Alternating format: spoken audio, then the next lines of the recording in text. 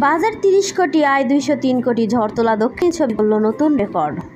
Box অফিসে ঝড়, সামাজিক যোগাযোগ মাধ্যমে সাধারণত দর্শকদের প্রশংসা আর সমালোচকদের ইতিবাচক রিভিউ। গত ৮ই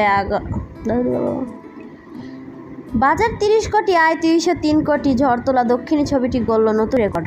বক্স অফিসে ঝড়, সামাজিক যোগাযোগ মাধ্যমে সাধারণ দর্শকদের প্রশংসা আর সমালোচকদের ইতিবাচক রিভিউ। গত ২৮শে আগস্ট মুক্তির পর থেকে এর ছবি পেয়েছে মালায়ালম সিনেমার লোকাহ স্ট্যাম্পার এক চন্দ্রা। এবার বক্স অফিসে নতুন রেকর্ড গড়ল সিনেমাটি।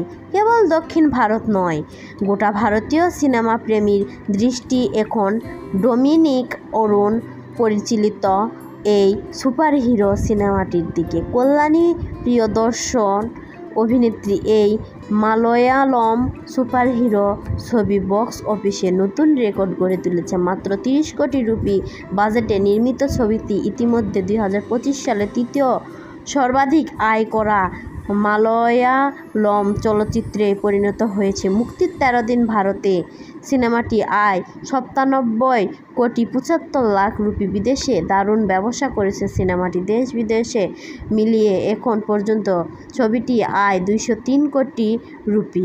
মাত্র ১৩ দিনের মাথায় ৬০০% মুনাফার রেকর্ড করেছে এই ছবি।